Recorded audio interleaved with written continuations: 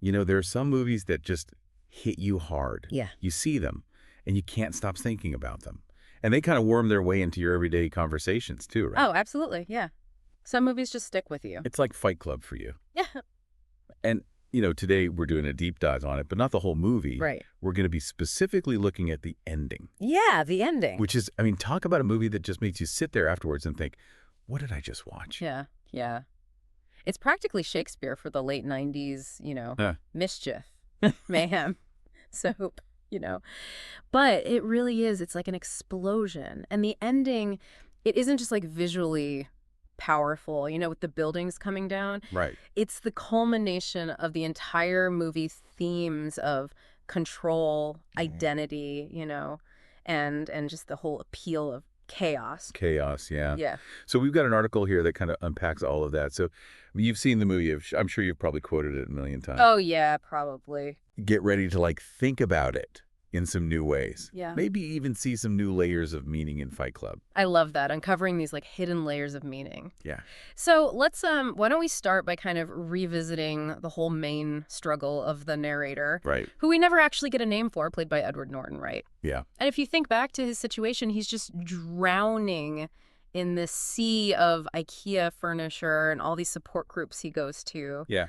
And he's just desperate for just any kind of control in his life, because it just feels totally meaningless to him. He's trapped, like the article says. Yeah. It talks about how he's just like this perfect example of consumerism promising fulfillment, Yeah. but ultimately leaving us totally empty. Right. Yeah. Like you keep buying things, you keep wanting, you keep, thinking that this next thing is going to be it. Yeah. And you're still just left feeling hollow. Totally empty. And then enters Tyler Durden, Oh, yeah. played by, Brad Pitt, just glorious and charismatic, Yeah. And Tyler Durden offers a completely different way to live life, like a total rejection of what society tells us is right, and embracing chaos as the ultimate kind of freedom. Yeah. It's almost like Tyler is this physical embodiment of everything that the narrator's been pushing down. Yeah. Like he's this shadow self, Yes. this voice of rebellion that's like, just burn it all down. Exactly, yeah. And what I find really fascinating is how the film plays with that duality, On the one hand, you've got the narrator looking for control by fitting in, by conforming. Right. And he builds this, meticulously crafted life that's really just this facade, right? Yeah. And then on the other hand, you've got Tyler urging him to break free from all that, to just let go and tap into something more raw and primal. And that's where Fight Club comes in. Exactly. It becomes this outlet for the narrator to shed all those layers of societal Yeah. conditioning to discover this more authentic side of himself. Yeah. That, it's destructive, It is. but it's still a more authentic version of himself Yeah, it's real. than what he was living before. Yeah, it is. And the fights themselves, they're not just physical, are they? They're symbolic of this battle he's having internally Yeah. between just going along with everything and this urge to rebel. And then things kind of go crazy, don't they? Escalate. With Project Mayhem. Project Mayhem. Uh-huh. And the article makes this really good point about how Project Mayhem takes Tyler's whole philosophy of chaos Yeah. to a whole other dangerous level, Yeah. It makes you question if there's a line you shouldn't cross. Right. How far is too far? Yeah, exactly. Like, how far can we push against the norms of society? And then Isn't that twist? twist. Tyler is just a figment of the narrator's imagination. Oh, I know. It's like everything you thought you knew gets turned upside down. I mean, it's not just a plot twist. It's like a psychological mind trip. Yeah, exactly. So it's not just about the narrator fighting against the world. Yeah, It's about him fighting himself, right. fighting these, totally opposite desires inside his own mind. Yeah, he's literally fighting himself. It's like a war inside of his head. Yeah, and then we get to this climax, right? This Yeah. turning point where he decides he has to kill Tyler. He's got to kill Tyler. Yeah. Yeah. And the article kind of suggests that by this point, he's actually learned what Tyler has been trying to teach him. Right. He understands why it's important to question the way things are, Yeah. to shake things up a bit. But he also sees how dangerous Tyler's methods can get. Yeah. So killing Tyler is almost like taking back control, Right. rejecting the way of destruction, but keeping that core lesson of self-discovery. But isn't there a risk of almost like romanticizing violence, though? Mm-hmm. Like, even if it's symbolic, Doesn't shooting himself kind of feel like giving in to Tyler in a way? Oh, that's a really good point. It is a fine line the film walks. It definitely doesn't shy away from showing the violence.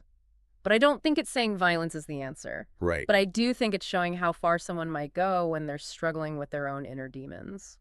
So it's not about glorifying it, but like you said, exploring these extremes. Exactly, yeah. And we have to remember, we're seeing all of this from the narrator's point of view, right? Right. Which might not be totally accurate or reliable.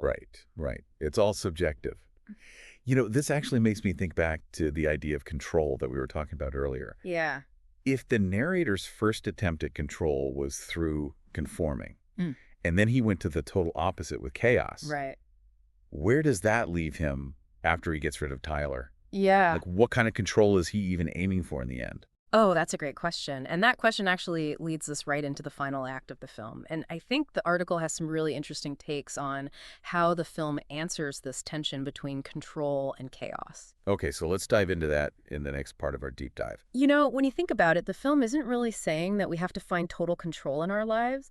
Instead, it's more like true freedom is about accepting that we can't control every single thing. So it's not about erasing chaos, but learning how to deal with it. Exactly, yeah. And that's where Marla Singer comes in. You remember her? Yeah. She's that kind of messy and unpredictable force that he tries so hard to avoid at the beginning. Yeah, she's like the total opposite of that perfect consumer-driven life he's made for himself. Yeah, exactly.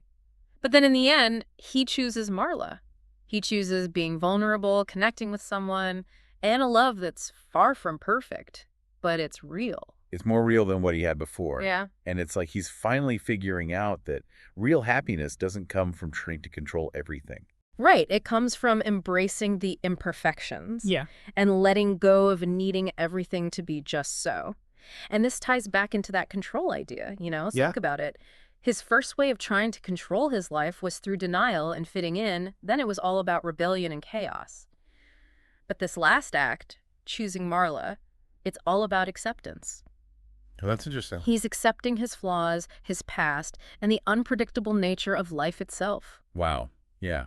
So the gunshot, it's not just him rejecting Tyler. It's about accepting every part of himself, good and bad. Exactly. And this goes back to what the article said about the film's ending being kind of optimistic, which is interesting because the book's ending is much darker. Yeah, right. The film offers this glimmer of hope. Yeah. The narrator chooses love and connection, a future that's not certain, but there's a chance for something good. What about Project Mayhem, though? Does it just disappear without Tyler, or does it keep going? That's one of those things the film leaves open to interpretation. I think, you know, some people might see it as a cautionary tale. Oh, yeah. A warning about chaos without boundaries. Yeah. But others might see it as, you know, proof that ideas can live on even after the person who started them is gone. And it's what makes the ending so fascinating. It makes you think about these really complicated questions. Yeah. Like, who are we? How much control do we really have? And what does it even mean to find meaning when everything feels so pointless? That's it, exactly. And it brings us back to Tyler's legacy. That final shot, you know, with Tyler's face in the film reel. Yeah. It's not just a cool visual effect. It's reminding us that we can't just get rid of parts of ourselves. Right. Even the parts we might not like or that we think are dangerous. Like Tyler represents this shadow self that's always going to be there, you know? Exactly. It's that part of the narrator he tried to hide, but it's always going to be a part of who he is. And maybe, in a way, it's like that for all of us. Yeah, we all have those parts of ourselves we don't like to think about. The film doesn't say whether that's good or bad, does it? It doesn't. It's just showing us that it's there, you know? It's part of being human. So it's saying that even though the narrator has chosen a new path, Tyler's influence is still with him. Exactly. It's like this idea that even the things we try to forget shape who we are. It's like our experiences, they're all part of us, whether we want them to be or not. Yeah, it's really interesting. So next time someone throws out a Fight Club quote, Yeah. like the first rule of Fight Club is, you know, right. we can go deeper than just the surface level and really dig into what the film's saying. We can talk about how control is this whole spectrum, not just black and white. We can talk about how it's important to embrace those shadow selves, not just try to bury them, and how Fight Club is more than just a movie. It's this cultural touchstone. Yeah. It's been around for decades, and people are still talking about it and arguing about it, and that's pretty amazing.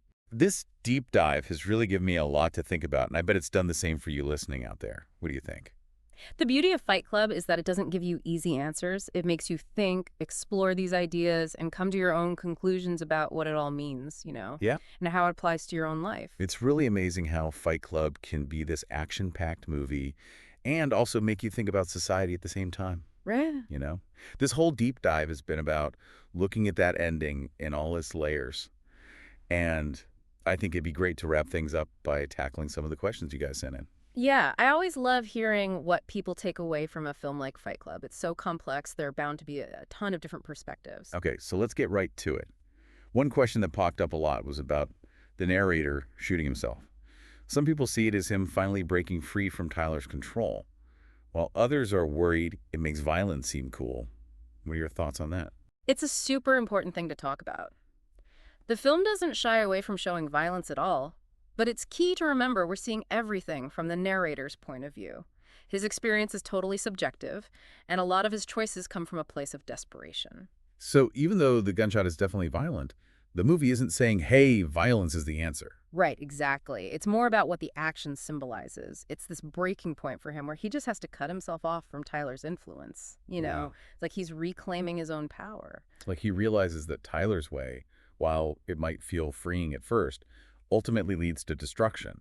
And the only way out is this drastic, symbolic act. And what's interesting? It circles back to that whole idea of control. Remember how the narrator tries to control his life through fitting in, then through chaos, and finally he gets there through acceptance. So in a way, that gunshot is his last act of control. It's him taking charge of his own mind and shutting out Tyler's destructive hold. That makes a lot of sense. Another question we got was about the ending being so open-ended. What happens to Project Mayhem when Tyler's gone? Does it fall apart, or does it just keep on causing mayhem? The film leaves that up to us to figure out, and I think it reflects how unpredictable chaos can be. You can't always control it or keep it contained.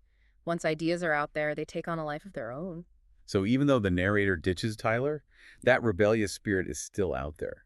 It's like a ripple effect that just keeps spreading, even if he can't fully grasp it. Exactly. And that final shot with Tyler's face flashing on the film reel, it's not just a cool visual. It's like a reminder that you can't just erase parts of yourself, even the ones you might think are bad or dangerous. Like Tyler represents this darker side of the narrator that he tries to bury, but it'll always be a part of him.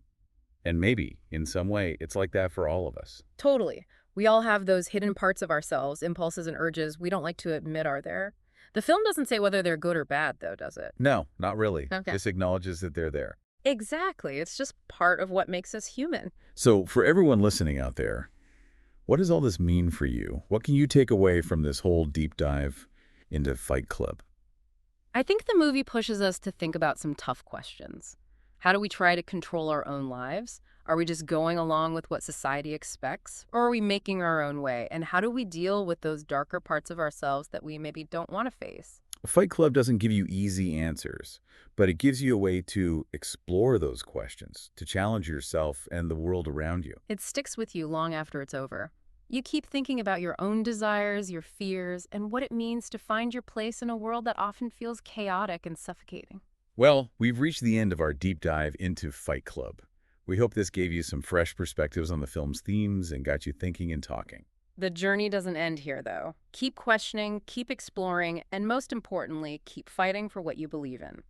And that's it for today. Thanks for joining us for this deep dive into Fight Club. We'll catch you next time.